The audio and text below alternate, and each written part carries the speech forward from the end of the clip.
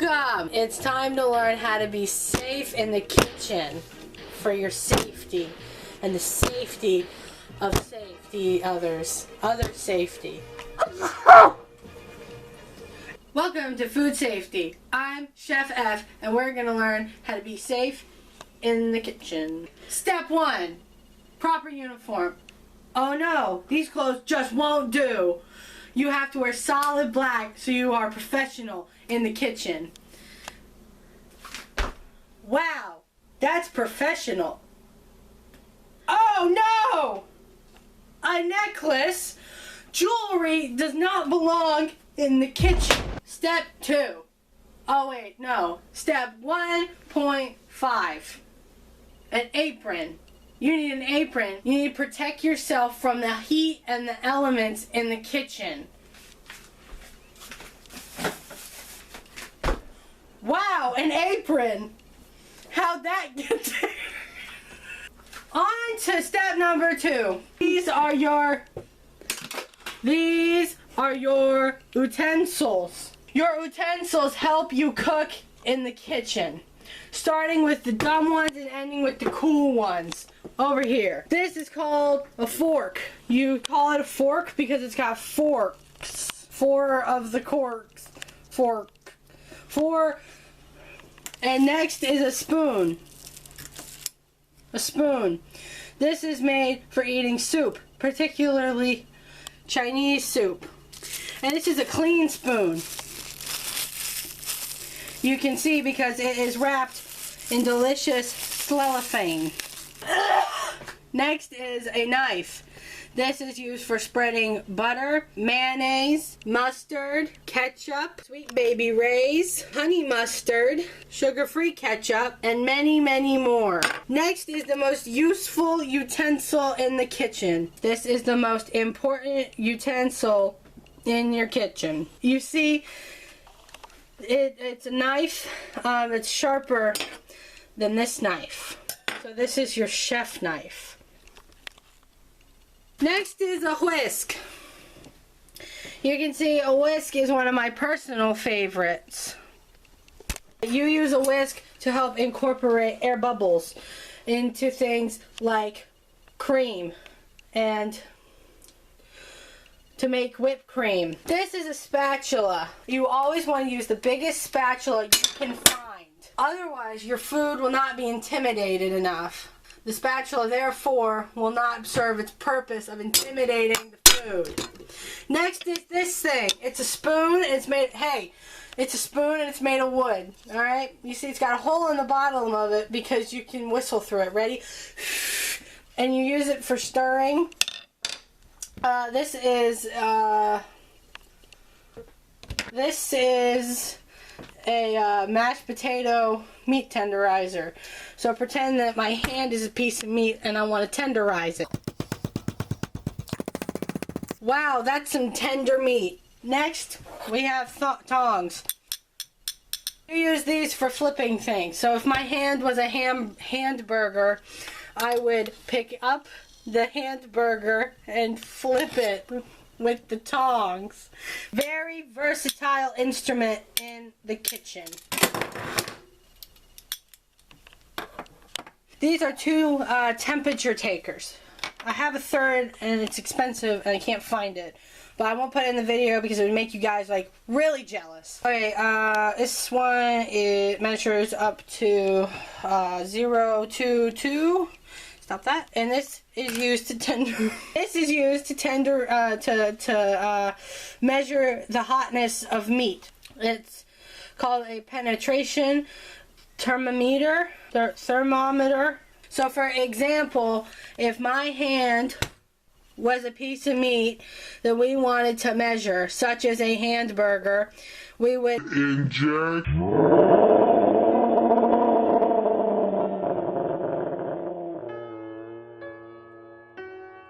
Okay, and next we have this thermometer. This is glass. Yeah, glass. Currently it's 25 degrees Fahrenheit in here. This is candy thermometer, and it's made of glass, so when you put in your candy, it leaves fun surprises when it shatters, and it cuts the tongues of children. Great for Halloween. Next, this is a snot sucker. If you have an infant, you must be very familiar with it, or your infants probably have snot problems if not. Listen to it. Wasn't that nice? We use this to get the earwax and the snot out of turkeys. Alright, last of all, Madonna is very familiar with these. This is a funnel, and this is a funnel! And they're used for liquid. And they're used to get oil into your car. And they nest very cutely, like mama and baby funnel. Anyway, that concludes the utensil portion of video, and now on to cut. Alright everyone, now it's time in the video where we learn how to light a gas stove. So this is not a gas stove. This is electric boogie woogie woogie. I'm not gonna light this, and since I don't have a gas stove, I'm gonna demonstrate. That's my face. Since I don't have a gas stove, we're gonna learn how to light a candle. When you have a gas stove, or candle in our case, is you need to turn the gas on. Now the gas is on, so now we're gonna take a match and we lit it. So now what you're gonna do is you need to why did it work a minute ago? Oh, I got it. Okay. So the gas is on. What you need to do is you come in. What you need to do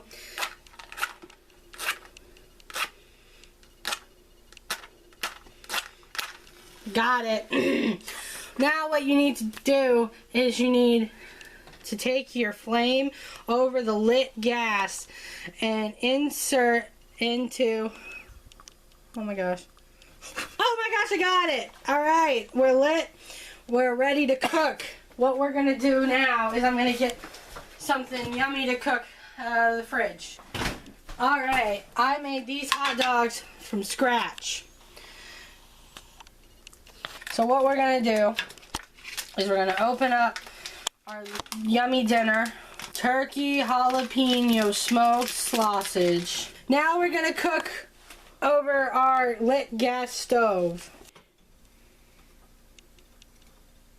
Alright, when the fire goes out, that means that your dinner is ready to eat. Now that you've eaten your delicious meal, it is time for step 4. Oh my gosh, a dirty counter? No!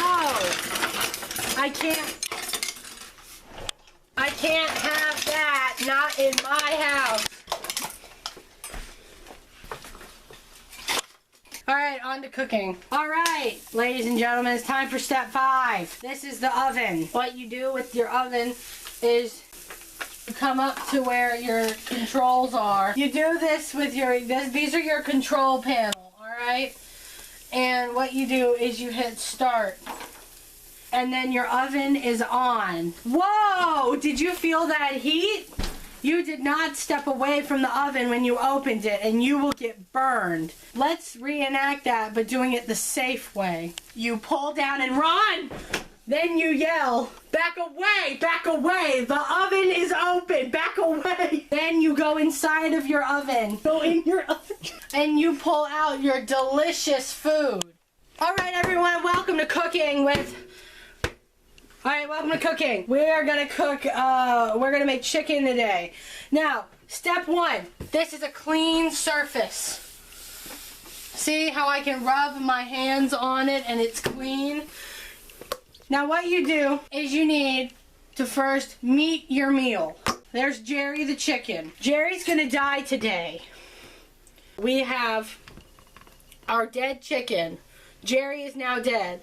I have cleaned out his innards this way. And they all come right out in the mouth. I've already done it because it's very nasty to watch. So, we're going to be making a roast chicken. We're going to leave the chicken whole, and he's going to end up really yummy and roasted. So now we need to season him.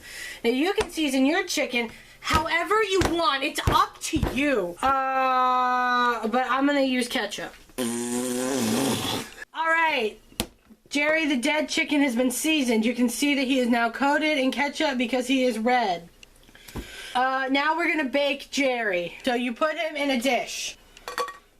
And then into the oven he goes at 950 degrees.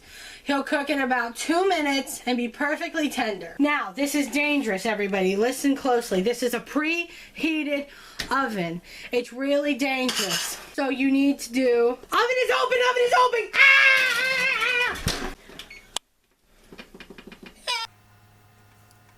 Now, everyone, redundancy is key.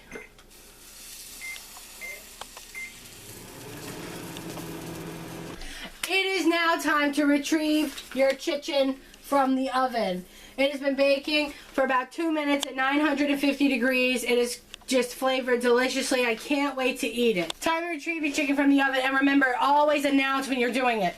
Oven door open, oven door open, oven door open, oven door open, oven. Now you reach in and tenderly grab your, you need and you retrieve it with your hot pad. Mine I named Rachel Ray. Now that your chicken is cooked, you let it rest. So we'll set the timer. After 30 minutes of letting your chicken rest, you're ready to eat it. It's been 30 minutes. It's time to eat our chicken. Now this has been seasoned with ketchup, so you don't need to actually dip it in ketchup because this is ketchup chicken. Ready? Mmm. Mmm. Very. Mmm.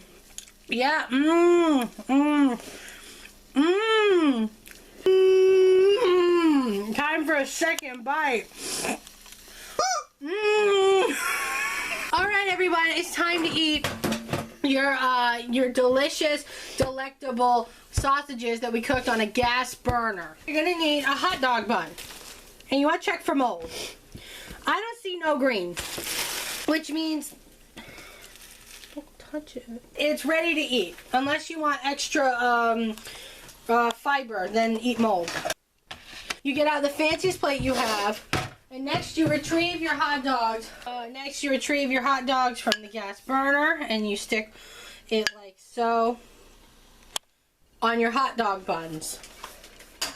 Now, if you're really fancy schmancy, we could... Oh, no! Did you just handle ready-to-eat food with your bare hands? Garbage! Bad! Throw it out! When you go to handle ready-to-eat food, you have to wear gloves! That's better. Now you are safe to handle ready-to-eat food. Mmm! Now you top your dog with ketchup. Mmm, doesn't that look yummy? When you serve to your customers, now you're not gonna eat this because this goes to your customers. When you go to serve this to your customers, everything you touch must be handled with gloves on. Otherwise, you'll kill your customers by giving them foodborne illness like E. coli, which comes from not wiping your butt right. You hold the plate like so. You have your gloved hands. And you do not ever, you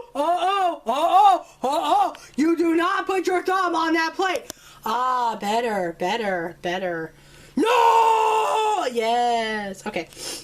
So now we serve it to the customer. Get right there. Here, customer, enjoy your meal. Please let me know if I can get you anything else while you stay here at my restaurant. Thank you. All right, now that you've served your customer, these gloves, they're garbage. They are no longer needed. So how to remove a glove properly is something that a lot of cooking people don't know what to do. So this is how you do it. First of all, you want to make sure that you wipe off anything gross. Next, you want to pull from each finger.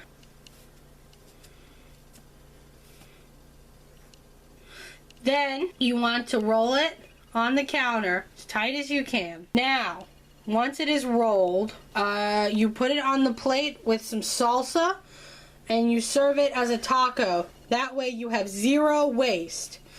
The EPA will thank you. Oh no! A customer got half-eaten food on their plate. Fire that worker. They deserve to go homeless. My phone's ringing. Alright, ladies and gentlemen, at the end of the day, it's time to clean the kitchen. A broom is your best tool when it comes to the stove. You want to really get into all of the nooks and crannies and get it onto your floor. Then, once you get everything off of your counter, you can use the same versatile utensil to sweep your floor. After you clean the kitchen floor, it's then time